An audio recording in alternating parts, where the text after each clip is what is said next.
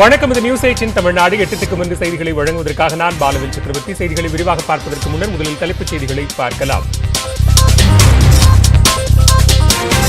கடலூர், நாகை, மயிலாடுதுறை உள்ளிட்ட மாவட்டங்களில் மிக கனமழை பெய்யும். காற்றழுத்த தாழ்வு பகுதி செவ்வாய்க்கிழமையே உருவாகும் என வானிலை மையம் கணிப்பு.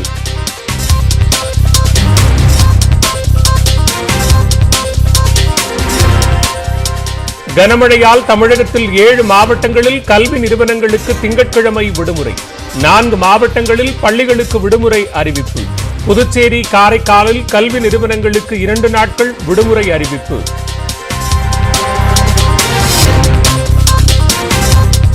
சென்னையில் தொடர் மழையால் குடியிருப்புகளை சூழ்ந்த நீர்.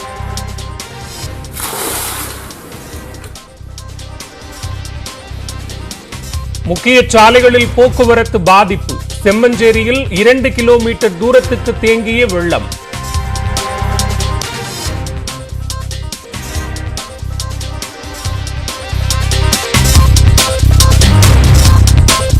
ஏரி நீர் வெளியேறியதால் வெள்ளக்காடாக மாறிய கூடுவாஞ்சேரி சுற்றுவட்டார பகுதிகள்.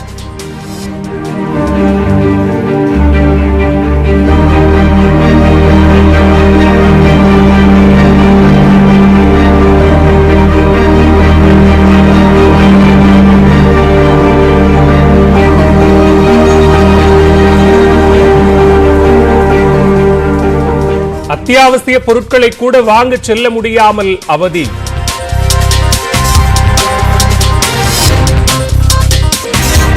கனமழையால் தமிழ்நாட்டின் பல்வேறு பகுதிகளிலும் வீடுகளை சூழ்ந்த நீர். மணப்பாறை அருகே நீரை வெளியேற்ற கோரி மக்கள் சாலை மறியல்.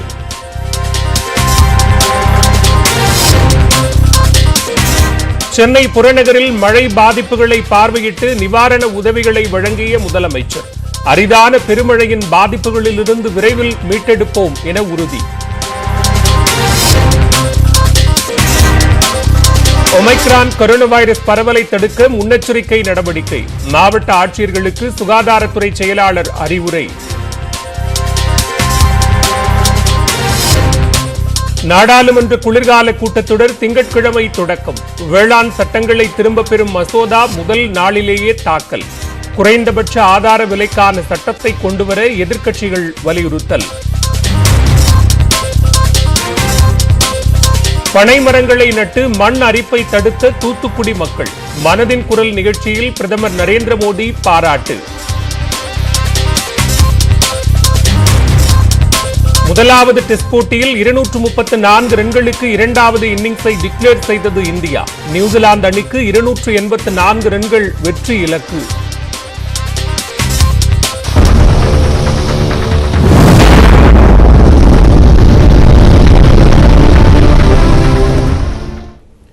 வங்கக்கடலில் காற்றழுத்த தாழ்வு நிலை திங்கட்கிழமை உருவாகும் என்று எதிர்பார்க்கப்பட்ட நிலையில் செவ்வாய்க்கிழமையே உருவாகும் என்று வானிலை மையம் கணித்துள்ளது. கடலூர், நாகை, மயிலாடுதுறை, ராமநாதபுரம், தூத்துக்குடி மாவட்டங்களிலும் காரைக்கால், புதுச்சேரியிலும் மிக கனமழை பெய்யும் என்று வானிலை மையம் தெரிவித்துள்ளது. இதுகுறித்த விவரங்களை வரைகலை மூலம் விளக்குகிறார் சிறப்பு செய்தியாளர் பத்மபிரியா. வளிமண்டல மேலடுக்கு சுழற்சி காரணமா நவம்பர் 30ஆம் தேதி வரைக்கும் தமிழகத்தின் அநேக இடங்கள்ல கனமுதல் மிக கனமழை பொழிவு இருக்கும் அப்படின்னு சென்னை வானிலை ஆய்வு மையம் கணிப்பை வெளியிட்டிருக்காங்க. எந்தெந்த மாவட்டங்கள்ல எவ்வளவு மழை பொழிவு இருக்கும் அப்படிங்கிற விவரங்களை இப்ப நம்ம பார்க்கலாம். அதன்படி இன்று நவம்பர் 28ஆம் தேதி கடலூர், நாகப்பட்டினம், மயிலாடுதுறை, ராமநாதபுரம், தூத்துக்குடி, காரைக்கால், புதுச்சேரி இந்த பகுதிகளில் மிக கனமழை பொழிவு இருக்கும். அதே போல சென்னை, திருவள்ளூர், காஞ்சிபுரம், செங்கல்பட்டு, விழுப்புரம், மதுரை, விருதுநகர், நெல்லை, கன்னியாகுமரி இந்த 9 மாவட்டங்கள்ல கனமழை பொழிவு இருக்கும். 29ஆம் தேதி கன்னியாகுமரி மற்றும் நெல்லை மாவட்டங்கள்ல மிக கனமழையும், அதே போல தூத்துக்குடி, ராமநாதபுரம் இந்த 2 மாவட்டங்கள்ல கனமழை பொழிவு இருக்கும் அப்படின்னு சென்னை வானிலை ஆய்வு மையம் சொல்லியிருக்கு. 30ஆம் தேதி கன்னியாகுமரி, நெல்லை மாவட்டங்கள்ல கனமழை பொழிவு இருக்கும் அப்படின்னு கணிக்கப்பட்டிருக்கு. ஒவ்வொரு பகுதியிலும் கனமழை, மிக கனமழை அப்படின்னு நம்ம பேசிட்டு இருக்கோம் இல்லையா? மழையின் அளவு எவ்வளவு சென்டிமீட்டர் இருந்தா அதன் குறியீடு எதன் கீழே வருது அப்படிங்கிற விவரங்களை பார்க்கலாம். அதன்படி மிதமான மழைனா 2லிருந்து 6 சென்டிமீட்டர், கனமழைனா 7லிருந்து 11 சென்டிமீட்டர், மிக கனமழைனா 12லிருந்து 20 சென்டிமீட்டர், அதிகன மழை அப்படின்னா சமீபத்துல சென்னை சந்திச்சது போல 21 சென்டிமீட்டர் மழைக்கு மேல இருந்துச்சுன்னா அதிகன மழை அப்படின்னு கேட்டகரைஸ் பண்றோம். இதுல முக்கியமா கவனிக்க வேண்டிய விஷயம் என்ன அப்படின்னா, நவம்பர் 29 அதாவது நாளைக்கு அந்தமானை ஒட்டி உருவாகக்கூடும் அப்படின்னு கணிக்கப்பட்டிருந்த காற்றழுத்த தாழ்வு பகுதி நவம்பர் 30ஆம் தேதி தான் உருவாகக்கூடும் அப்படிங்கிற கணிப்பு வெளியிட்டிருக்கு. அதே போல தற்போது இருக்கக்கூடிய வானிலை சூழல்ல சென்னையில இன்றுடன் கனமழை ஓய்ந்துவிடும். நாளையும் நாளை மறுநாளும் இடி மின்னலுடன் கூடிய லேசானது முதல் மிதமான மழை பொழிவு தான் சென்னையில் இருக்கும் அப்படிங்கிற கணிப்பும் வெளியிடப்பட்டிருக்கு.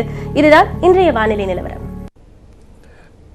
கனமழை முன்னெச்சரிக்கையாக சென்னை, நெல்லை உட்பட 7 மாவட்டங்களில் பள்ளி கல்லூரிகளுக்கு திங்கட்கிழமை விடுமுறை அறிவிக்கப்பட்டுள்ளது. திருவாரூர், நாகை, கடலூர், திருவண்ணாமலை ஆகிய மாவட்டங்களில் பள்ளிகளுக்கு மட்டும் விடுமுறை விடப்பட்டுள்ளது. வங்கக்கடலில் காற்றழுத்த தாழ்வு நிலை திங்கட்கிழமை உருவாகும் என்று எதிர்பார்க்கப்பட்ட நிலையில் அது ஒரு நாள் தாமதமாக செவ்வாய்க்கிழமையே உருவாகும் என்று தெரிவிக்கப்பட்டுள்ளது. எனினும் தமிழகத்தின் பல்வேறு மாவட்டங்களில் கனமழை பெய்யும் என்று வானிலை ஆய்வு மையம் தெரிவித்துள்ளது. அதைத் தொடர்ந்து கனமழை முன்னெச்சரிக்கை நடவடிக்கையாக சென்னை, காஞ்சிபுரம், செங்கல்பட்டு, திருவள்ளூர், தூத்துக்குடி, நெல்லை, தஞ்சை ஆகிய மாவட்டங்களில் பள்ளி கல்லூரிகளுக்கு திங்கட்கிழமை விடுமுறை அறிவித்து அந்தந்த மாவட்ட ஆட்சியர்கள் உத்தரவிட்டுள்ளனர். திருவாரூர், நாகை, கடலூர், திருவண்ணாமலை ஆகிய மாவட்டங்களில் பள்ளிகளுக்கு மட்டும் விடுமுறை அறிவிக்கப்பட்டுள்ளது. புதுச்சேரி, காரைக்காலில் திங்கள், செவ்வாய் என 2 நாட்கள் பள்ளி கல்லூரிகளுக்கு விடுமுறை அறிவிக்கப்பட்டுள்ளது.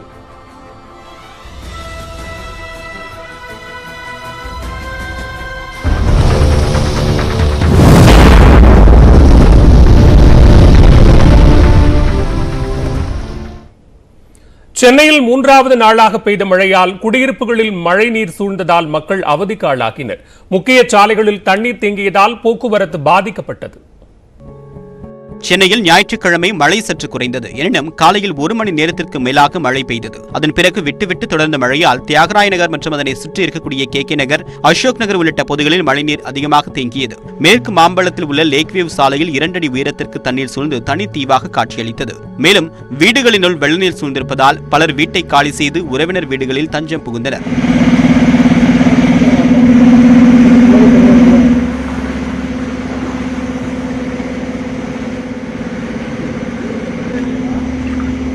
இந்த மாதத்தில் 3-4 வாட்டி இது மாதிரி ஆயிடுச்சு. இப்போ வந்துட்டு மேலே என் ஃப்ரெண்டு வீட்டில் தான் நாங்கள் தங்கியிருக்கோம்.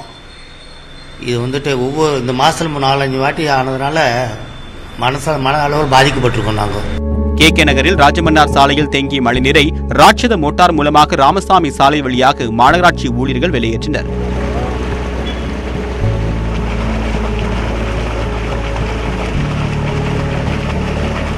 பெரும்பாலான தெருக்களில் தேங்கிய தண்ணீரை வெளியேற்றுவதற்கு இடமில்லாததால் வெள்ள நீரை வடிய வைப்பதில் சிரமம் ஏற்பட்டது. கோயம்பேடு 100 அடி சாலை இணைக்கக்கூடிய KK நகர், நடேசன் சாலை மழைநீரால் மூழ்கியுள்ளது. அசோக் நகரிலும் பெரும்பாலான தெருக்களில் மழைநீர் தேங்கியிருப்பதால் மக்கள் துன்பத்திற்கு ஆளாகியுள்ளனர். சூளைமேட்டில் உள்ள KM கார்டனில் 5 நாட்களுக்கு மேலாக மழைநீர் தேங்கியிருப்பதால் மக்கள் செய்வதறியாது தவித்து நிற்கின்றனர்.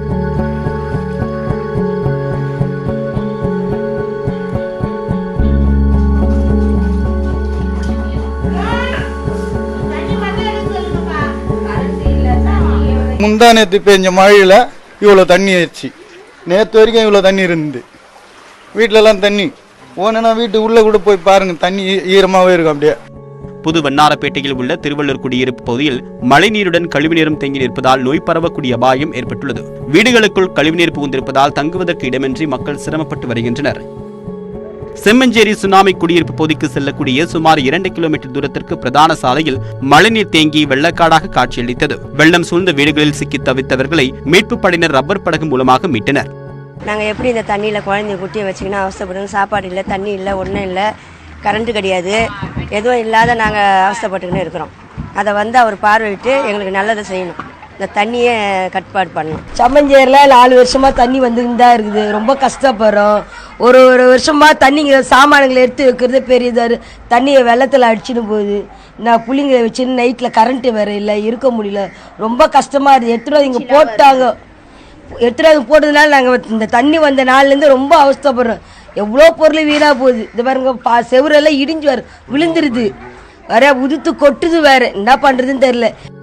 சாலையில் தேங்கிய மழைநீரை 3 JCB இயந்திரங்கள் மற்றும் ராட்சத மோட்டார் மூலமாக மாநகராட்சி ஊழியர்கள் அகற்றக்கூடிய பணியில் ஈடுபட்டனர். இந்த பணிகளை சிறப்பு அதிகாரி IAS வீரராகவராவ் நேரில் சென்று ஆய்வு செய்து மீட்பு பணிகளையும் முடுக்கிவிட்டார். சென்னை பள்ளிக்கரணை நாராயணபுரம் ஏரி நிரம்பியதால் அண்ணாநகர் உள்ளிட்ட பகுதிகளில் உபரி நீர் புகுந்துள்ளது. பல்லாவரத்திலிருந்து துறைப்பாக்கம் செல்லக்கூடிய ரேடியல் சாலையில் வெள்ள நீர் கரை புரண்டு ஓடியது. இதனை கழுகு பார்வையில் நியூஸ் 18 தமிழ்நாடு காட்சிப்படுத்தியுள்ளது.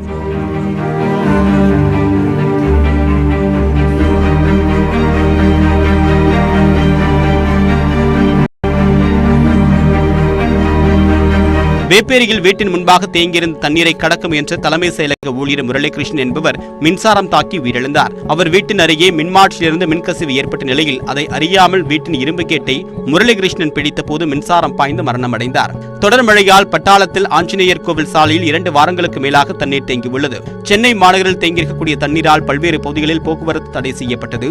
தியாகராய நகர் மேட்லி சுரங்கப்பாதை மற்றும் ரங்கராஜபுரம் சுரங்கப்பாதைகளில் மழைநீர் இன்னும் வெளியேற்றப்படவில்லை. இந்நிலையில் சென்னையில் நிகழ்ச்சி ஒன்றில் பேசிய பொதுப்பணித்துறை அமைச்சர் ஏவாவேலு மழையால் சேதமடைந்த சாலைகளை மழை நின்ற பிறகு சீரமைக்க நிதி ஒதுக்க முதலமைச்சர் முடிவு செய்திருப்பதாக தெரிவித்துள்ளார். திருப்பதி திருமலையில் மீண்டும் கனமழை பெய்ய தொடங்கியுள்ளது. கடந்த வாரம் பெய்த கனமழையால் திருமலையில் கடுமையான சேதம் ஏற்பட்டது. மலைப்பாதையில் மண் சரிவு ஏற்பட்டு பக்தர்கள் பெரும் சிரமத்திற்கு ஆளாகினர். இந்நிலையில் மீண்டும் பெய்யும் கனமழை மற்றும் கடும் குளிரால் தரிசனத்திற்காக காத்திருக்கும் பக்தர்கள் கடும் இன்னலுக்கு ஆளாகி உள்ளனர். சென்னை புறநகர் பகுதியில் மழை வெள்ள பாதிப்புகளை முதலமைச்சர் மு க ஸ்டாலின் நேரில் ஆய்வு செய்தார். திருவேற்காட்டில் பாதிக்கப்பட்ட பத்மாவதி நகரில் முதலமைச்சர் மு க ஸ்டாலின் தண்ணீரில் இறங்கி ஆய்வு செய்தார். தொடர்ந்து அங்கு முகாம்களில் தங்க வைக்கப்பட்டிருக்கும் மக்களை ஸ்டாலின் நேரில் சந்தித்தார். அப்போது மக்களிடம் மழை பாதிப்புகள் குறித்து கேட்டறிந்தவர் தேவையான நிவாரணப் பொருட்களை வழங்கினார்.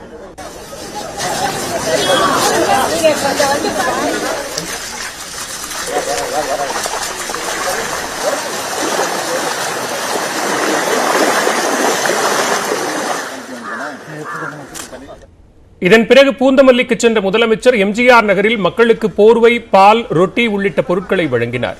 மருத்துவ முகாம்களிலும் அவர் ஆய்வு செய்தார். ஆவடிக்கு சென்ற வழியில் சாலையோர கடையில் தேநீர் அருந்தினார்.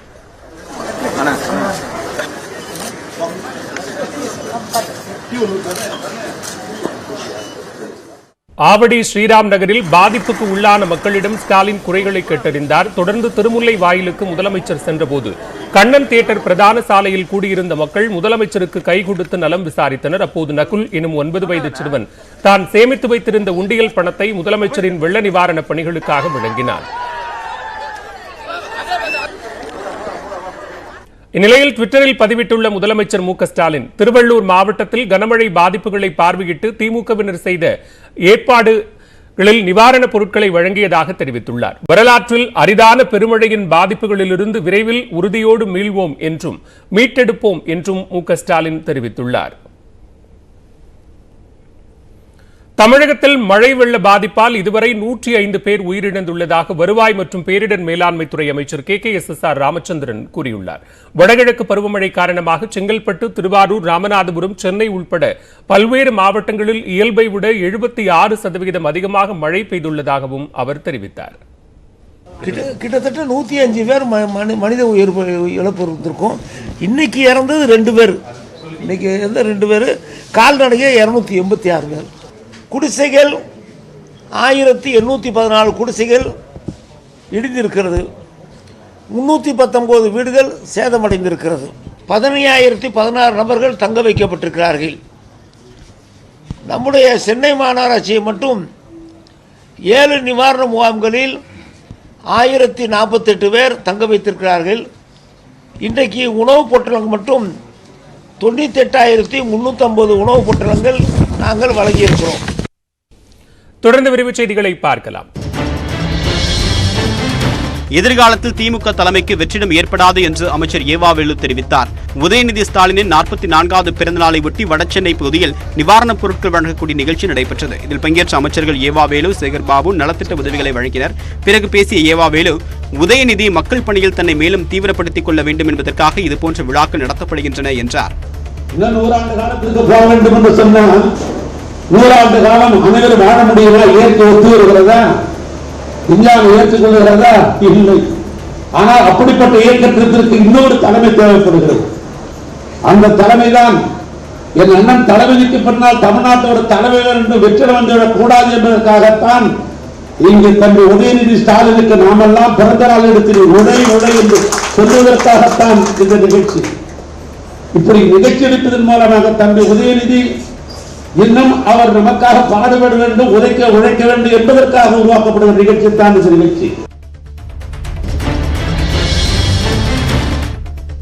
ராணிப்பேட்டை, தூத்துக்குடி, வேலூர் மாவட்ட வெள்ள பாதிப்புகளை கண்காணிக்க சிறப்பு அதிகாரிகளை நியமித்து தமிழக அரசின் தலைமைச் செயலாளர் இறையன்பு உத்தரவிட்டுள்ளார். நியமிக்கப்பட்டுள்ள சிறப்பு அதிகாரிகள் மாவட்ட நிர்வாகத்தினருக்கு ஆலோசனைகளை வழங்குவதோடு அரசின் திட்டங்களை மக்களிடம் விரைந்து செயல்படுத்துவார்கள் என்றும் அரசு தெரிவித்திருக்கிறது.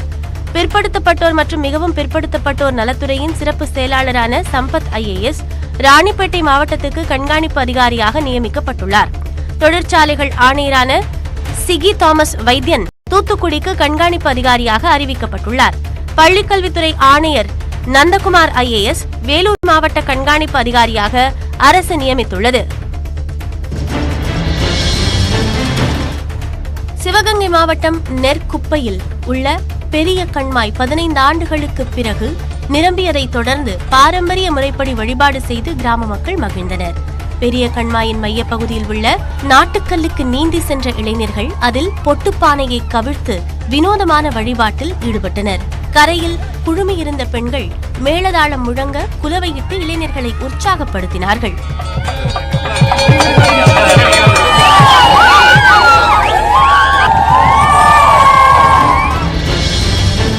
2019 தேர்தலின் போது பிடிபட்ட 2,50,00,000 பணத்தை மத்திய அரசிடம் சென்னை வருமான வரித்துறையினர் ஒப்படைத்துள்ளனர். 2019 ஆண்டு நாடாளுமன்ற தேர்தலின் போது சென்னை மற்றும் மதுரையில் சிக்கி இந்த பணத்திற்கு வரி செலுத்துவது குறித்து உரிமையாளர் யாரும் முன்வரவில்லை. இதையடுத்து பினாமி சொத்து குவிப்பு சட்டத்தின் கீழ் வழக்கு பதிவு செய்யப்பட்டது.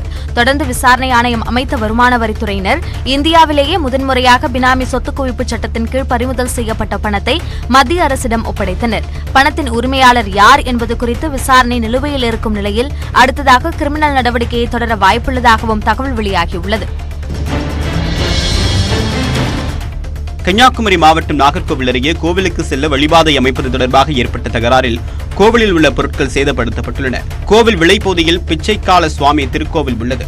இங்கு செல்வதற்கு வழித்தடம் அமைப்பதில் முத்துலிங்கம் என்பவருக்கும் கோவில் நிர்வாகிகளுக்கும் இடையே பிரச்சனை இருந்துள்ளது. இந்நிலையில் அதிகாலையில் பயங்கர ஆயுதங்களுடன் கோவிலுக்குள் புகுந்த 30 பேர் கொண்ட கும்பல் விளக்கு, நாற்காலி உள்ளிட்ட பொருட்களை அடித்து சேதப்படுத்தினர். இது தொடர்பாக சுசீந்திரம் காவல் நிலையத்தில் புகார் அளிக்கப்பட்ட நிலையில் CCTV காட்சிகளை கைப்பற்றி குற்றவாளிகளை போலீசார் தேடி வருகின்றனர்.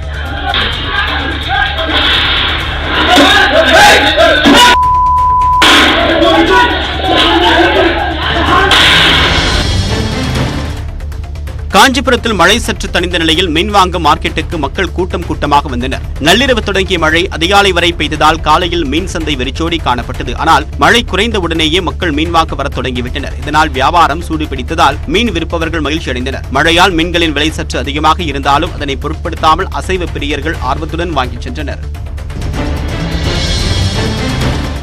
ஸ்டெர்லைட் ஆலையை பராமரிப்பு பணிக்காக திறக்க அனுமதிக்க வேண்டும் என்ற மேல்முறையீட்டு மனுவை விரைந்து விசாரிக்க கோரி உச்சநீதிமன்றத்தில் வேதாந்தா புதிய மனுவை தாக்கல் செய்துள்ளது. அந்த மனுவில் தூத்துக்குடியில் கடந்த 25ஆம் தேதி மட்டும் 30 சென்டிமீட்டர் மழை பதிவாகியுள்ளதாக தெரிவிக்கப்பட்டுள்ளது. இதனால் ஆலையில் பிரதான எந்திரங்கள் அமைந்துள்ள பகுதியில் மழைநீர் தேங்கி கடும் பாதிப்பை ஏற்படுத்தியுள்ளதாக கூறப்படுகிறது. மேலும் இயந்திரங்கள், கட்டுமானங்கள் துருப்பிடித்து இடிந்து விழும் அபாயம் உள்ளதாகவும் கூறியுள்ளது. பராமரிப்பு பணிகளுக்கு ஆலையை தொடர்ந்து இயக்க அனுமதிக்கவும் அந்த நிறுவனம் கோரிக்கை விடுத்துள்ளது. இந்தியாவில் மருத்துவ ஆக்சிஜன் தேவை அதிகரித்த போது ஸ்டெர்லைட் ஆலையை திறந்து ஆக்சிஜன் உற்பத்தியை அரசு மேற்கொண்டது குறிப்பிடத்தக்கது.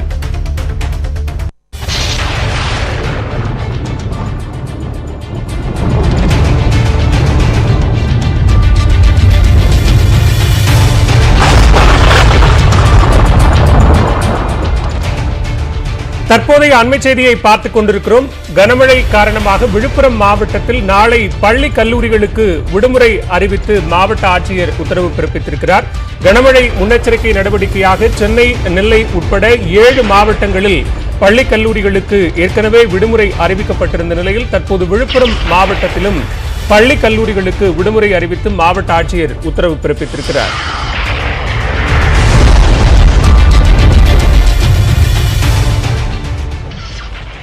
பல்வேறு விவகாரங்கள் தொடர்பாக கூ செயலி நாள்தோறும் மக்களின் கருத்துக்களை கேட்டு வருகிறது. அந்த வரிசையில் திமுக கூட்டணியில் குறைந்த இடங்களே ஒதுக்குவது வருந்தத்தக்கது என்று தமிழக காங்கிரஸ் தலைவர் கே.எஸ். அழகிரி கூறியிருப்பது ஏற்புடையதா என்று கேள்வி எழுப்பப்பட்டது. இதற்கு இருக்கும் நிலையறிந்து வழங்கும் தொகுதி இது என்றும் இதில் தவறு இல்லை என்றும் ஒருவர் கருத்து தெரிவித்துள்ளார்.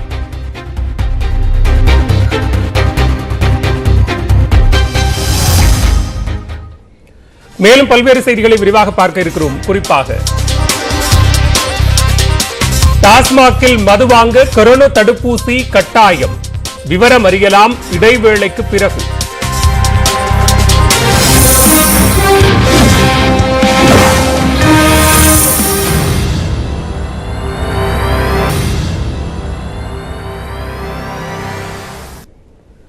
தமிழகத்தின் பல்வேறு மாவட்டங்களில் பெய்து வரும் தொடர் மழையால் ஏராளமான குடியிருப்புகள் தண்ணீரில் மிதக்கின்றன.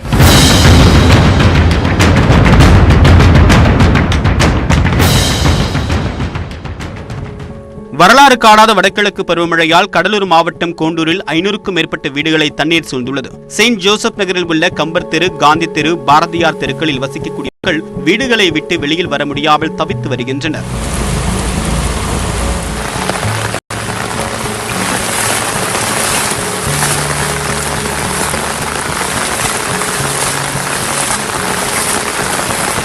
மயிலாடுதுறை மாவட்டம் தரங்கம்பாடி அருகே தில்லையாடியில் தொடர் மழையால் 2 வீடுகளின் சுவர்கள் இடிந்து விழுந்தன. தொகுப்பு வீடுகளும் சேதமடைந்திருப்பதாக பொதுமக்கள் வேதனை தெரிவித்தனர். ராணிப்பேட்டை மாவட்டம் ஆற்காடு, வாலாஜாப்பேட்டை, ஷோலிங்கர், காவிரிப்பாக்கம் உள்ளிட்ட பகுதிகளில் 3 மணி நேரத்திற்கு மேலாக கனமழை வெளுத்து வாங்கியது.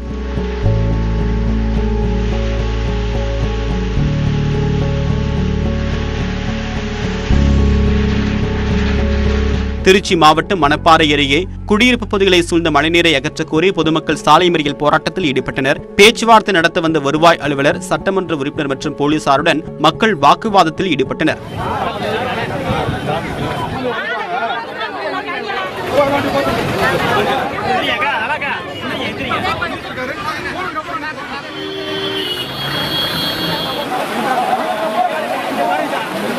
நாமக்கல் மாவட்டத்தின் பெரிய ஏரியான தூசூர் ஏரி 13 ஆண்டுகளுக்கு பிறகு நிரம்பி கடல் போல் காட்சியளிக்கிறது. 650 ஏக்கரில் உள்ள ஏரி நிரம்பி உபரி நீர் வெளியேறி வருகிறது.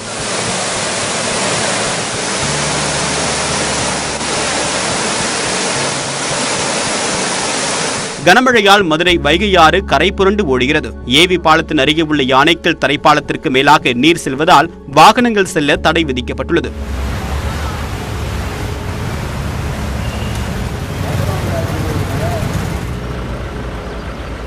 திருநெல்வேலி தாமிரபரணி ஆற்றில் 3வது நாளாக வெள்ளப்பெருக்கு ஏற்பட்டுள்ளது.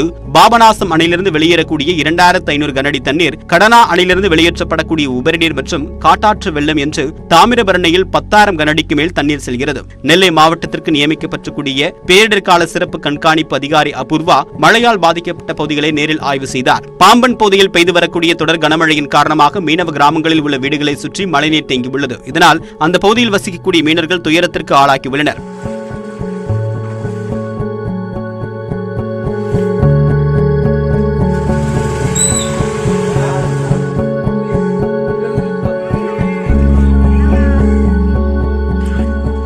கொடைக்கானலில் கனமழை வெளுத்து வாங்கியதால் சுற்றுலா பயணிகள் தவித்தனர். ஏரிச்சாலையை சுற்றி மழைநீர் தேங்கியுள்ளது. அப்சர்வேட்டரி, 7 ரோடு சந்திப்பு, பேருந்து நிலையம், மூஞ்சிக்கல் உள்ளிட்ட பல்வேறு பகுதிகளில் கனமழை பெய்தது.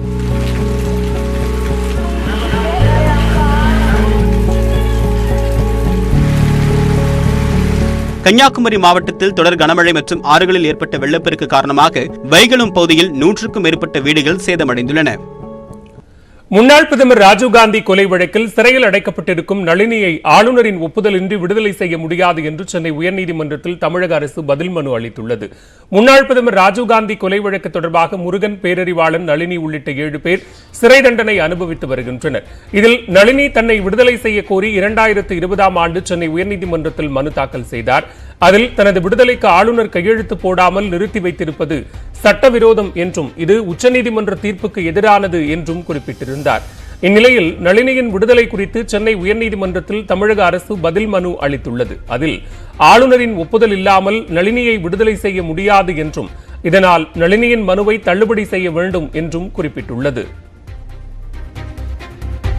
ராஜீவ்காந்தி கொலை விவகாரத்தில் சிறையில் உள்ள நளினி தம்மை விடுவிக்க கோரிய வழக்கில் ஆளுநரின் கையெழுத்தில்லாமல் விடுவிக்க முடியாது என்று அரசு கூறியுள்ளது அதிர்ச்சி அளிப்பதாக நளினியின் வழக்கறிஞர் புகழேந்தி தெரிவித்துள்ளார். தமிழக அரசு உச்சநீதிமன்றம் மாரூராம் வழக்கிலே உச்சநீதிமன்றம் கூறிய அந்த கருத்துக்களை, அந்த டைரக்ஷனை தமிழக அரசு கவனிக்காமல் அல்லது அதை பரிசீலிக்காமல் இதுபோன்று நளினியின் வழக்கை தள்ளுபடி செய்ய கோரியிருப்பது என்பது மிகவும் வருத்தம் அளிக்கிறது. தமிழக அரசு எடுத்திருக்கும் நடவடிக்கை என்பது ஒரு இரட்டை வேடம் என்பதை போல தோன்றுகிறது. ஒரு பக்கம் அவர்களை விடுதலை செய்வதாக காட்டிக்கொண்டு மறுபக்கம் அவர்களை விடுதலை செய்ய பல்வேறு வகையான தடைகளை ஏற்படுத்துகிறது. நளினி விடுதலை விவகாரத்தில் தமிழக அரசின் பதில் மனு குறித்து கருத்து தெரிவித்துள்ள அதிமுக முன்னாள் அமைச்சர் ஜெயக்குமார், திமுக எப்போதும் இரட்டை நிலைப்பாட்டுடன் இருப்பதாக கூறியுள்ளார். திமுகவை பொறுத்தவரை எப்போதுமே இரட்டை நிலை தான். அதாவது ஆட்சியில இருக்கும்போது ஒரு நிலை, ஆட்சிக்கு வந்த பிறகு ஒரு நிலை. இதை பொறுத்தவரை நாங்க அன்னைக்கு இந்த திரும்ப நளினி 7 விடுதலை செய்யணும்னு சொல்லி பெட்டிஷன் போட்டப்போ கிட்டத்தட்ட 1.5 வருஷமா இப்ப நாங்க அது ஆளுநர்கிட்ட இருந்து ஆளுநர் நிர்பந்தம் பண்ணி ஒரு பக்கம் நம்ம இதுல முழுமையான அளவுக்கு அவங்களை விடுதலை செய்த அந்த நிலைப்பாடு மாறலையே. நாங்க பெட்டிஷன் டிஸ்மிஸ் பண்ணணும் போடலையே. ஆனா திமுக டிஸ்மிஸ் பண்ணணும் பெட்டிஷன் போட்டிருக்கேன். டாஸ்மாகிற்கு மது வாங்க செல்வோர் தடுப்பூசி செலுத்தியுள்ளார்களா என தீவிரமாக கண்காணிக்க மாவட்ட ஆட்சியர்களை அறிவுறுத்துவோம் என்று மக்கள் நல்வாழ்வுத்துறை அமைச்சர் மா சுப்பிரமணியன் தெரிவித்துள்ளார். மெகா தடுப்பூசி முகாமில் 16,05,000 தடுப்பூசிகள் போடப்பட்டுள்ளதாகவும் அவர் தெரிவித்தார்.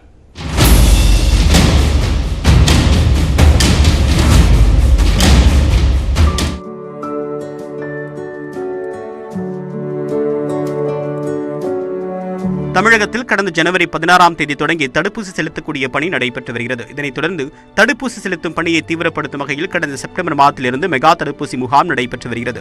அதன்படி வாரத்தில் வியாழன் மற்றும் ஞாயிற்றுக்கிழமை என்று 2 நாட்களில் தடுப்பூசி முகாம் நடத்தப்படுகிறது. இதுவரை நடைபெற்ற 11 மெகா தடுப்பூசி முகாம்களில் 1 கோடிக்கும் மேற்பட்டோருக்கு தடுப்பூசி செலுத்தப்பட்டது. இந்நிலையில் 100% தடுப்பூசி இலக்கை எட்டக்கூடிய வகையில் தமிழகம் முழுவதுமாக 50,000 மையங்களில் தடுப்பூசி முகாம் நடத்தப்பட்டது. சென்னை அடையாறில் நடைபெற்ற தடுப்பூசி முகாம் மற்றும் டெங்கு விழிப்புணர்வு நிகழ்ச்சியை மருத்துவத்துறை அமைச்சர் மா சுப்பிரமணியன் மற்றும் உயர்கல்வித்துறை அமைச்சர் பொன்முடி ஆகியோர் தொடங்கி வைத்தனர்.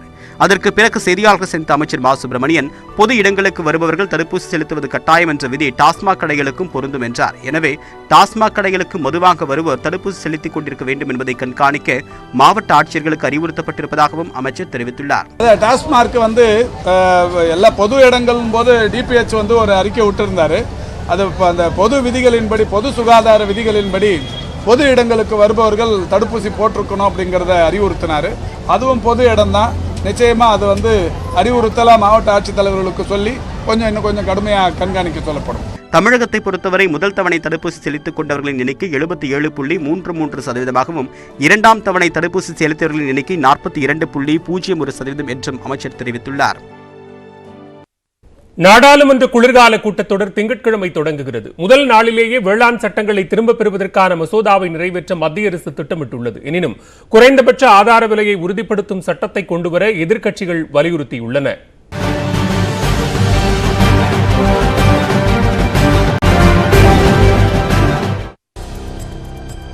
கொரோனா பரவல் காரணமாக கடந்த ஆண்டில் நாடாளுமன்ற குளிர்கால கூட்டத்தொடர் நடைபெறவில்லை. அண்மையில் நடைபெற்ற மழைக்கால கூட்டத்தொடர் முன்கூட்டியே முடித்துக் கொள்ளப்பட்டது. இந்நிலையில் இந்த ஆண்டுக்கான குளிர்கால கூட்டத்தொடர் திங்கட்கிழமை தொடங்கி அடுத்த மாதம் 23ஆம் தேதி நடைபெறுகிறது. கூட்டத்தொடரில் முதல் நாளான திங்கட்கிழமை 3 வேளாண் சட்டங்களை திரும்பப் பெறுவதற்கான மசோதாவை வேளாண் துறை அமைச்சர் நரேந்திர சிங் தோமர் தாக்கல் செய்கிறார். முதல் நாளிலேயே விவாதித்து நிறைவேற்ற மத்திய அரசு திட்டமிட்டுள்ளது. இந்த தொடரில் வேளாண் மசோதாவை தவிர தனியார் கிரிப்டோ கரன்சிகளுக்கு தடை விதிக்கக்கூடிய மசோதா உள்ளிட்ட 25 மசோதாக்களை நிறைவேற்ற மத்திய அரசு திட்டமிட்டுள்ளது. இந்நிலையில் நாடாளுமன்றத்தை சுமூகமாக நடத்துவதற்கு ஏற்பாடு செய்யப்பட்ட அனைத்துக் கட்சி கூட்டத்தில் பாதுகாப்புத்துறை அமைச்சர் ராஜ்நாத் சிங், காங்கிரஸ் கட்சியின் சார்பில் மல்லிகார்ஜுன கார்கே, திமுக சார்பில் TR பாலு, திருச்சி சிவா, தேசியவாத காங்கிரசின் சரத்பவார் உள்ளிட்டோர் கலந்து கொண்டனர். இந்த கூட்டத்தில் பிரதமர் நரேந்திர மோடி கலந்து கொள்ளவில்லை. போராட்டத்தின் போது உயிரிழந்த விவசாயிகளின் குடும்பங்களுக்கு இழப்பீடு வழங்க வேண்டும் என்று கூட்டத்தில் காங்கிரஸ் கட்சி வலியுறுத்தியது. குறைந்தபட்ச ஆதார விலையை உறுதிப்படுத்த சட்டம் கொண்டுவர வேண்டும் என்றும், லக்கிம்பூர் விவகாரம் தொடர்பாக உள்துறை இணையமைச்சர் அஜய்குமார் மிஸ்ராவை பதவி நீக்கம் செய்ய வேண்டும் உள்ளிட்ட கோரிக்கைகளை பெரும்பாலான கட்சிகள் வலியுறுத்தின. திமுக சார்பில் பேசிய TR பாலு, தமிழகத்தில் மழை வெள்ள பாதிப்பு, முல்லை பெரியாறு, மேகதாது அணை, நீட் உள்ளிட்ட விவகாரங்கள் குறித்து விவாதிக்க வேண்டும் என்று வலியுறுத்தினார். மேலும் மழை வெள்ள சேதத்தை ஆய்வு செய்ய தமிழகத்திற்கு மத்திய குழுவை மீண்டும் அனுப்ப வேண்டும் என்றும் கோரிக்கை விடுத்தார். முதல்நிலை சென்ற குழு ஆராய்ந்து மத்திய அரசுக்கு அறிக்கை சமர்ப்பித்திருக்கிறது.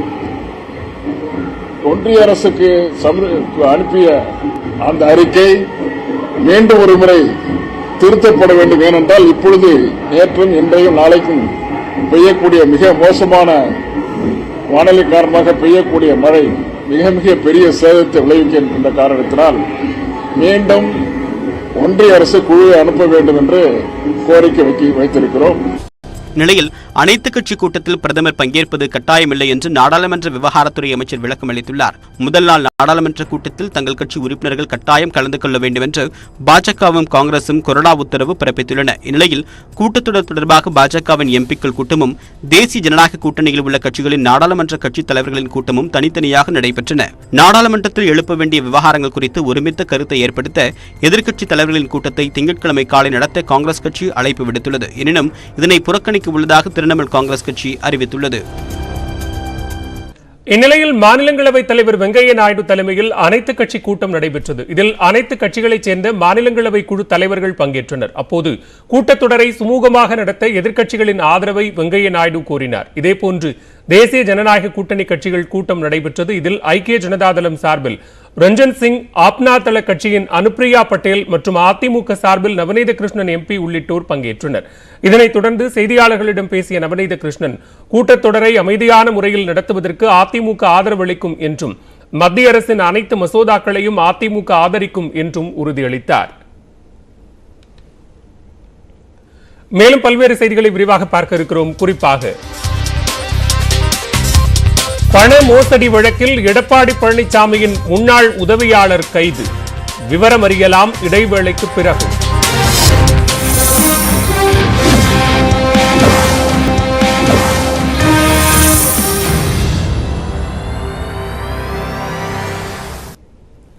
அரசு வேலை வாங்கித் தருவதாக பலரிடம் லட்சக்கணக்கான ரூபாய் மோசடி செய்த வழக்கில் தலைமறைவாக இருந்த முன்னாள் முதலமைச்சர் எடப்பாடி பழனிசாமியின் முன்னாள் உதவியாளர் மணியை போலீசார் கைது செய்துள்ளனர். சேலம் மாவட்டம் ஓமலூரை அடுத்த நடுப்பட்டியை சேர்ந்தவர் மணி. எடப்பாடி பழனிசாமி முதலமைச்சராக இருந்தபோது அரசியல் பிரிவு உதவியாளராக கடந்த 4 ஆண்டுகளாக பணிபுரிந்து வந்தார். சேலத்திற்கு எடப்பாடி பழனிசாமி செல்லும் போது அரசியல் பிரமுகர்கள் அவரை சந்திப்பதற்கான ஏற்பாடுகளை மணி செய்து கொடுத்திருக்கிறார். இதனை காரணம் காட்டி பலரிடம் அரசு வேலை வாங்கித் தருவதாக கூறி மோசடியை அரங்கேற்றியதாக கூறப்படுகிறது. செல்வகுமார் என்பவரின் மூலமாக பலரிடம் லட்சக்கணக்கில் பணம் பெற்றதாக தெரிகிறது. ஆனால் அரசு வேலை வாங்கி தரவில்லை என்று கூறி செல்வகுமார் கடந்த ஆகஸ்ட் 19ஆம் தேதி சேலம் எஸ்பியிடம் புகார் அளித்தார். இந்த விவகாரத்தில் போதிய ஆதாரங்கள் இல்லாததால் நடவடிக்கை எடுக்கவில்லை என்று கூறப்படுகிறது. இதனைத் தொடர்ந்து அக்டோபர் 20ஆம் தேதி கடலூரை சேர்ந்த தமிழ்ச்செல்வன் என்பவர் தனக்கு அரசு வேலை வாங்கித் தருவதாக 17 லட்சம் ரூபாய் பெற்று மோசடி செய்ததாக செல்வகுமார் மற்றும் மணி மீது புகார் அளித்தார். இதனைத் தொடர்ந்து குற்றப்பிரிவு போலீசார் வழக்கு பதிவு செய்த நிலையில் மணி தலைமறைவானார். இதனிடையே சேலத்தில் வைத்து மணியை போலீசார் கைது செய்தனர். அவர் தலைமறைவாக இருந்த காலத்தில் அவரது முன்ஜாமீன் மனுவை 2 முறை நீதிமன்றம் தள்ளுபடி செய்திருக்கிறது. தென்னாப்பிரிக்காவில் இருந்து பரவும் ஒமைக்ரான் கொரோனா வைரஸ் தொடர்பாக முன்னெச்சரிக்கை நடவடிக்கைகளை தீவிரப்படுத்த வேண்டும் என்று அனைத்து மாநிலங்களுக்கும் சுகாதாரத்துறை செயலாளர் ராஜேஷ் பூஷன் கடிதம் எழுதியுள்ளார். அந்த கடிதத்தில் கடந்த 24ஆம் தேதி ஒமைக்ரான் வைரஸ் தென்னாப்பிரிக்காவில் அடையாளம் காணப்பட்டுள்ளதாகவும் இதனை கவலைக்குரிய வகையாக உலக சுகாதார அமைப்பு தெரிவித்துள்ளதாகவும் குறிப்பிடப்பட்டுள்ளது. பாதிப்பு அதிகமாக இருக்கும் நாடுகளிலிருந்து வரும் வெளிநாட்டு பயணிகளை தீவிரமாக கண்காணிக்க வேண்டும் என்றும் தெரிவிக்கப்பட்டுள்ளது. பரிசோதனைகளை பல மாநில அரசுகள் குறைத்துள்ளதாக சுட்டிக்காட்டியுள்ள ராஜேஷ் பூஷன் அதனை அதிகரிக்க வேண்டும் என்றும் குறிப்பிட்டுள்ளார். சுகாதார கட்டமைப்புகளை வலுப்படுத்த அனைத்து மாநிலங்களையும் அவர் கேட்டுக் கொண்டுள்ளார். மரபணு வரிசைப்படுத்தும் பணியில் இன்சாகாக் அமைப்பு ஈடுபட்டு வரும் நிலையில் மாநிலங்கள் பல்வேறு வகையான பரிசோதனை மாதிரிகளை தொடர்ந்து அந்த அமைப்புக்கு அனுப்ப வேண்டும் என்றும் கேட்டுக்கொண்டார். கொரோனா தடுப்பு நடவடிக்கைகளான பரிசோதனைகள், தொடர்புகளை அடையாளம் கண்டறிதல் உள்ளிட்டவற்றை மாநில அரசுகள் தீவிரப்படுத்த வேண்டும் என்றும் தொடர்ந்து செய்தியாளர் சந்திப்புகளை நடத்தி நிலைமையை மாநில அரசுகள் விளக்க வேண்டும் என்றும் ராஜேஷ் பூஷன் கேட்டுக் கொண்டுள்ளார். கொரோனா தடுப்பூசி செலுத்துவதை அதிகரிக்கவும் அவர் வலியுறுத்தியுள்ளார். இந்நிலையில் இந்தியாவுக்குள் ஒமைக்ரான் வைரஸ் வராமல் தடுக்க வேண்டும் என்று பிரதமர் மோடிக்கு டெல்லி முதலமைச்சர் அரவிந்த் கெஜ்ரிவால் கடிதம் எழுதியுள்ளார். ஐரோப்பிய யூனியன் உள்ளிட்ட நாடுகள் ஒமைக்ரான் பாதிக்கப்பட்ட நாடுகளுக்கு விமான சேவைகளை நிறுத்தியுள்ளதாக குறிப்பிட்டுள்ள கெஜ்ரிவால் அதே போன்ற நடவடிக்கையை எடுக்க வேண்டும் என்றும் வலியுறுத்தியுள்ளார். அவ்வாறு விமான சேவைகளுக்கு தடை விதிக்காமல் தாமதித்தால் அது தீவிர விளைவுகளை ஏற்படுத்தும் என்றும் கெஜ்ரிவால் கடிதத்தில் குறிப்பிட்டுள்ளார். ஒமைக்ரான் பரவலை தடுக்க முன்னெச்சரிக்கை நடவடிக்கை எடுக்க வேண்டும் என்று மாவட்ட ஆட்சியர்களுக்கு தமிழக சுகாதாரத்துறை செயலாளர் ராதாகிருஷ்ணன் கடிதம் எழுதியுள்ளார். தென்னாப்பிரிக்காவில் அடையாளம் காணப்பட்ட ஒமைக்ரான் கொரோனா வைரஸ் பரவலை தடுக்கும் வகையில் வெளிநாடுகளில் இருந்து வரும் பயணிகளை தொடர்ந்து கண்காணிக்க வேண்டும் என்று சுகாதாரத்துறை செயலர் தெரிவித்துள்ளார். கொரோனாவால் ஏற்படும் உயிரிழப்புகளை தடுப்பூசிகள் குறைக்கும் என்பதால் தடுப்பூசி செலுத்துவதை அதிகரிக்க வேண்டும் என்றும் அவர் மாவட்ட ஆட்சியர்களுக்கு அறிவுறுத்தியுள்ளார். தொற்று பரவல் அதிகரிக்காமல் தடுக்க கட்டமைப்பை மேம்படுத்தும்படியும் அவர் கேட்டுக் கொண்டுள்ளார்.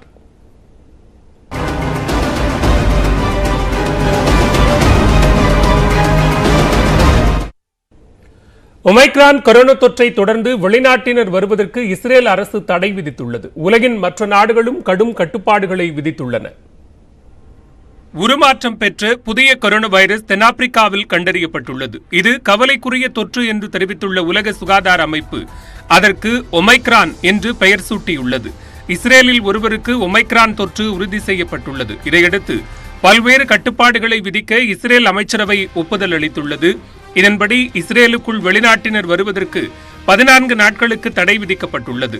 கொரோனா பெருந்தொற்று பரவலை தடுக்கும் வகையில் தீவிரவாத தடுப்புக்கான தொலைபேசி ஒட்டுக்கேட்பு தொழில்நுட்பத்தை பயன்படுத்த உள்ளதாக அறிவிக்கப்பட்டுள்ளது. மேலும் தடுப்பூசி போட்டுக்கொண்ட இஸ்ரேலியர்கள் 3 நாட்கள் கட்டாயம் தனிமைப்படுத்திக் கொள்ள வேண்டும். தடுப்பூசி போடாதவர்கள் 7 நாட்களுக்கு தனிமைப்படுத்திக் கொள்ள வேண்டியது கட்டாயமாக்கப்பட்டுள்ளது. ஆப்பிரிக்க கண்டத்தில் உள்ள 50 நாடுகளிலிருந்து வரும் இஸ்ரேல் நாட்டவர்கள் அரசு அங்கீகரித்த ஹோட்டல்களில் தனிமைப்படுத்திக் கொள்வதுடன் கொரோனா பரிசோதனை மேற்கொள்ள வேண்டும் என்று அறிவிக்கப்பட்டுள்ளது. இதனிடையே பிரிட்டனில் 2 பேருக்கு ஒமைக்ரான் தொற்று உறுதி செய்யப்பட்டுள்ளது. இவர்கள் 2 பேரும் தென்னாப்பிரிக்காவுக்கு சென்று வந்தவர்கள் என்று பிரிட்டன் சுகாதாரத்துறை அமைச்சர் சதீத் ஜாவித் தெரிவித்துள்ளார். இதனையடுத்து பிரிட்டனுக்குள் வரும் அனைவருக்கும் கொரோனா பரிசோதனை கட்டாயமாக்கப்பட்டுள்ளது. பொது இடங்களில் செவ்வாய்க்கிழமை முதல் முகக்கவசம் அணிவது கட்டாயமாக்கப்படுகிறது. ஜெர்மனியிலும் 2 பேருக்கு ஒமைக்ரான் தொற்று கண்டறியப்பட்டுள்ளது. ஆஸ்திரியாவில் கொரோனா தடுப்பூசியை கட்டாயமாக்க திட்டமிடப்பட்டுள்ளது. இதற்கு எதிர்ப்பு தெரிவித்து ஆயிரக்கணக்கான மக்கள் போராட்டம் நடத்தினர். பல்வேறு ஐரோப்பிய மற்றும் ஆப்பிரிக்க நாடுகளிலிருந்து வருவோருக்கு சுவிட்சர்லாந்து அரசு கடும் கட்டுப்பாடுகளை விதித்துள்ளது. தென்னாப்பிரிக்கா, நமீபியா, ஜிம்பாப்வே, போட்ஸ்வானா, லெசோத்தே, ஷீசெல்ஸ் ஆகிய நாடுகளிலிருந்து விமானங்கள் வருவதற்கு 14 நாட்களுக்கு ஆஸ்திரேலியா தடை விதித்துள்ளது. ஆப்பிரிக்க நாடுகளில் கடந்த 2 வாரங்களாக இருந்து வெளிநாட்டினரை ஆஸ்திரேலியாவுக்குள் நுழைவதற்கும் தடை விதிக்கப்பட்டுள்ளது. இதனிடையே உருமாற்றம் பெற்ற வைரஸ் தொற்று குறித்து முன்கூட்டியே தெரிவித்ததற்காக பாராட்டு தெரிவிப்பதை விடுத்து உலக நாடுகள் தங்களை தண்டிப்பதாக தென்னாப்பிரிக்கா கவலை தெரிவித்துள்ளது. போக்குவரத்து தடைகளை விதித்துள்ள நாடுகளுடன் அதனை நீக்க பேசி வருவதாகவும் தென்னாப்பிரிக்க அதிகாரிகள் தெரிவித்துள்ளனர். தொடர்ந்து விரைவு செய்திகளை பார்க்கலாம். சென்னை அடையாறு அருகே குடும்ப பிரச்சனையில் துப்பாக்கியால் சுட்டு கணவர் தற்கொலைக்கு முயன்ற சம்பவம் பரபரப்பை ஏற்படுத்தியிருக்கிறது. எல்பி சாலையில் உள்ள அடுக்குமாடி குடியிருப்பில் ரியல் எஸ்டேட் தொழிலதிபரான செந்திலும் அவரது மருத்துவரான அவரது மனைவி பைரவியும் வசித்து வருகின்றனர். வெள்ளிக்கிழமை பைரவிக்கு வளைகாப்பு நடத்தப்பட்ட நிலையில் கணவன் மனைவிக்கு இடையே பிரச்சனை ஏற்பட்டிருக்கிறது. இதன் காரணமாக செந்தில் துப்பாக்கியால் தனது இடது தோள்பட்டையில் சுட்டு தற்கொலைக்கு முயன்றிருக்கிறார். ஆபத்தான நிலையில் தனியார் மருத்துவமனையில் அனுமதிக்கப்பட்ட அவருக்கு அறுவை சிகிச்சை செய்யப்பட்டு தோள்பட்டையிலிருந்து குண்டு அகற்றப்பட்டுள்ளது. இதுகுறித்து சாஸ்திரி நகர் போலீசார் வழக்கு பதிவு செய்து விசாரணை நடத்தி வருகின்றனர். நடிகை ரைசாவிற்கு தவறான முகப்பொலிவு சிகிச்சை அளித்ததாக அண்மையில் சர்ச்சையில் சிக்கியவர் மருத்துவர் பைரவி என்பது குறிப்பிடத்தக்கது. கன்னியாகுமரி மாவட்டத்தில் லாரி மோதி தொழிலாளி உயிரிழந்த விபத்தின் சிசிடிவி காட்சிகள் வெளியாகியுள்ளன. மார்த்தாண்டம் அருகே உள்ள திக்குறிச்சி காவவிளை பகுதியைச் சேர்ந்த ஆசாரி மாதவன் நட்டாலம் பகுதியில் வேலைக்கு செல்வதற்காக தனது இருசக்கர வாகனத்தில் சென்று கொண்டிருந்த போது பயணம் என்னும் இடத்தில் எதிரே வந்த லாரி மோதி சம்பவ இடத்திலேயே உயிரிழந்தார். இந்த விபத்து குறித்து மார்த்தாண்டம் காவல்துறையினர் வழக்கு பதிவு செய்து விசாரித்து வந்தனர். சம்பவ இடத்தில் உள்ள சிசிடிவி காட்சிகளை ஆய்வு செய்தபோது மாதவன் மீது மற்றொரு இருசக்கர வாகனம் உரசி சென்ற நிலையில் அவர் நிலை தடுமாறி கீழே விழுந்ததும் அப்போது வேகமாக வந்த லாரி மோதி அவர் உயிரிழந்ததும் தெரியவந்தது. இதையடுத்து லாரி ஓட்டுநர் மீது வழக்கு பதிவு செய்த போலீசார் விபத்தை ஏற்படுத்திய இருசக்கர வாகன ஓட்டியை தேடி வருகின்றனர்.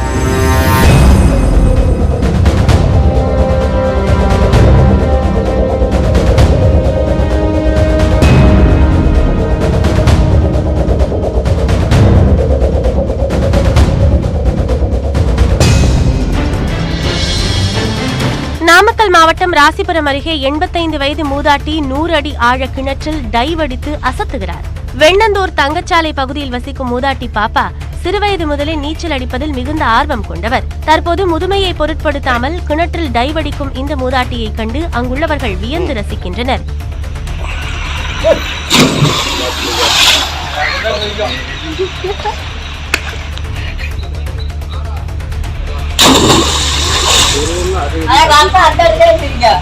வெண்ணந்தூர் பகுதி சிறுவர் சிறுமியர்களுக்கும் மூதாட்டி பாப்பா நீச்சல் கற்றுக் கொடுத்து வருகிறார்.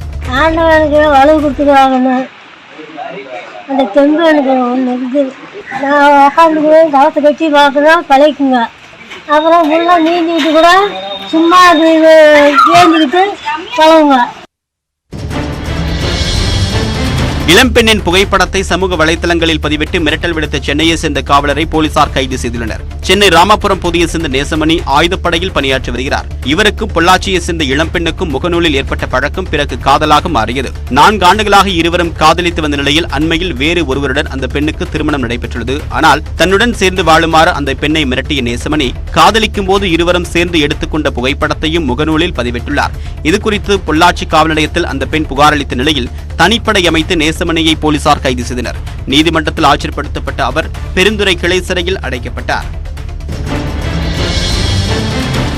சிவகங்கை மாவட்டம் மானாமதுரையில் குடும்ப பிரச்சினை காரணமாக வைகை ஆற்றில் தற்கொலை செய்ய சென்ற பெண்ணை போலீசார் தடுத்து காப்பாற்றினர். மானாமதுரை பிருந்தாவனம் பகுதியைச் சேர்ந்தவர் ஆனந்தனுக்கும் அவரது மனைவி மல்லிகாவுக்கும் இடையே பிரச்சினை ஏற்பட்டுள்ளது. அதில் கோபித்துக் கொண்டு தற்கொலை செய்ய போவதாக சொல்லிவிட்டு வைகை ஆற்றில் இறங்கிய மல்லிகா ஆழத்திற்கு சென்றுள்ளார். அப்போது அந்த வழியாக வந்த காவலர்கள் ராஜேஷ் மற்றும் பாலமுருகன் ஆகியோர் தண்ணீரில் இறங்கி அந்த பெண்ணை சமாதானப்படுத்தி கரைக்கு அழைத்து வந்தனர். பின்னர் அவரது கணவரை வரவழைத்து எச்சரித்து அனுப்பி வைத்தனர்.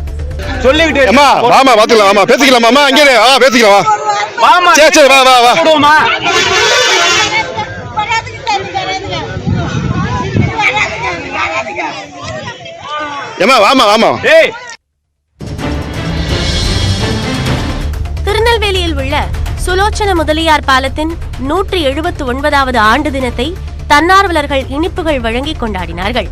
தாமிரபரணி நதிக்கு இடையே திருநெல்வேலி பாளையங்கோட்டை நகரை இணைக்கும் பாலம் சுலோச்சன முதலியார் என்பவரால் 1843ஆம் ஆண்டு கட்டப்பட்டது. 179 ஆண்டுகளை எட்டியும் கம்பீரமாக காட்சியளிக்கும் பாலத்தின் ஆண்டு விழாவை தன்னார்வலர்கள் மாலை அணிவித்து சிறப்பாக கொண்டாடினர். திருநெல்வேலி மாவட்ட நிர்வாகம் சார்பில் பாலத்தில் வண்ண விளக்குகள் ஒளிரவிடப்பட்டன. திருவண்ணாமலை மாவட்டம் ஆரணி அருகே ஆட்டுக்குட்டிக்கு பால் கொடுத்த நாயின் தாய் பாசம் காண்போரை நிகழ வைத்துள்ளது. சந்தவாசல் கிராமத்தை சேர்ந்த வனத்துறை அதிகாரி ஜோதி என்பவர் தன்னுடைய வீட்டில் ஆடு மற்றும் நாயை வளர்த்து வருகிறார். இந்நிலையில் குட்டியை ஈன்ற ஆட்டிற்கு தாய்ப்பால் சுரக்கவில்லை. இதனால் தவித்து வந்த ஆட்டுக்குட்டிக்கு நாய் தாய் உள்ளத்துடன் பால் கொடுத்து வருகிறது. இதனை அந்த பகுதி மக்கள் ஆச்சரியத்துடன் பார்த்து செல்கின்றனர்.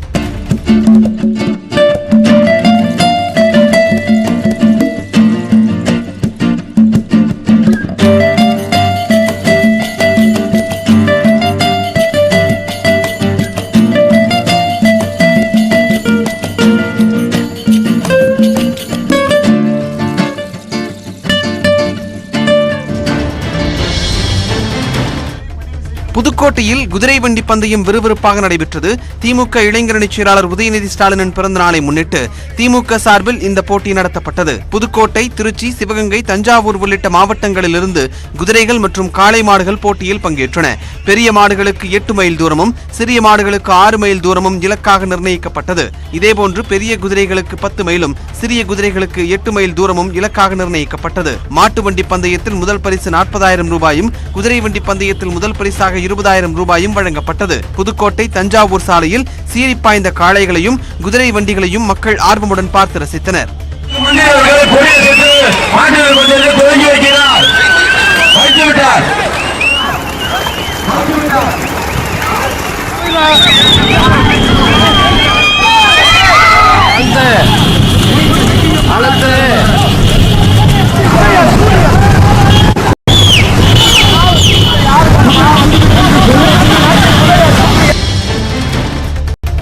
மேற்குவங்க மாநிலம் நாடியா மாவட்டத்தில் சாலை விபத்தில் 18 பேர் உயிரிழந்தனர். சனிக்கிழமை இரவில் வடக்கு 24 ஃபர்கானஸ் மாவட்டத்திலிருந்து நவாதீப்பில் உள்ள மைதானத்திற்கு இறந்தவரின் உடலை அடக்கம் செய்ய மக்கள் சென்றனர். அப்போது புல்பாரி என்ற இடத்தில் கற்கள் ஏற்றி வந்த லாரி சாலையோரமாக நிறுத்தப்பட்டிருந்தது. திடீரென்று அந்த லாரி வேகமாக கூட்டத்தில் புகுந்தது. இதில் சம்பவ இடத்திலேயே 18 பேர் உயிரிழந்தனர். படுகாயத்துடன் மீட்கப்பட்ட 5 பேருக்கு சக்திநகர் மருத்துவமனையில் சிகிச்சை அளிக்கப்படுகிறது. பனிமூட்டம் காரணமாக எதிரே ஏராளமானோர் வந்தது தெரியாமல் லாரி மோதியதாக முதற்கட்ட தகவல் வெளியாகியுள்ளது. நியூசிலாந்து மாத கர்ப்பிணியாக இருந்த எம்பி ஒருவர் பிரசவ வலி ஏற்பட்ட போது சைக்கிளிலேயே சென்று மருத்துவமனையில் சேர்ந்து குழந்தை பெற்றெடுத்துள்ளார். ஜூலி ஆன் ஜென்டர் என்ற அந்த எம்பி அதிகாலையில் சைக்கிள் ஓட்ட விரும்பி 2 மணிக்கு சைக்கிளை எடுத்தார். அப்போது திடீரென்று பிரசவ வலி ஏற்பட்டுள்ளது. எனினும் அருகில் உள்ள மருத்துவமனைக்கு தாமாகவே சைக்கிளில் சென்று தன்னை அனுமதித்துக் கொண்டார். பிரசவ நேரத்தில் சைக்கிளில் சென்ற போது ஏற்பட்ட அனுபவத்தை அவர் தன்னுடைய முகநூல் பக்கத்தில் பதிவிட்டுள்ளார். அதில் சைக்கிள்கள் அனைத்திலும் சிறந்தவை என்று கூறியுள்ளார். இவர் முதல் குழந்தையையும் சைக்கிளில் சென்றே மருத்துவமனையில் பெற்றெடுத்தவர்.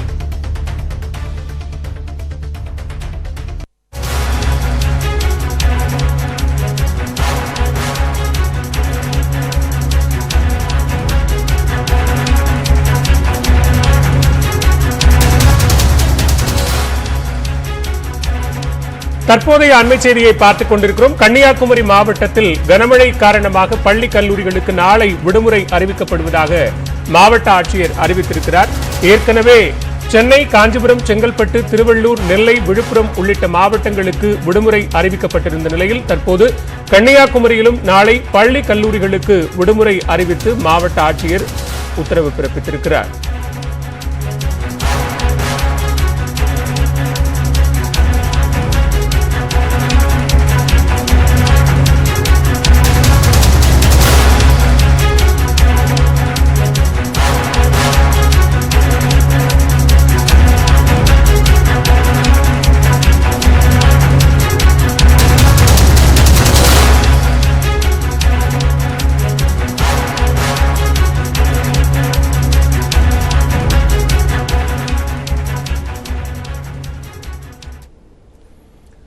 தூத்துக்குடியில் மக்களும் வல்லுநர்களும் இணைந்து பனை மரங்களை நட்டு மண் அரிப்பை தடுத்திருப்பதாக பிரதமர் நரேந்திர மோடி பாராட்டு தெரிவித்துள்ளார்.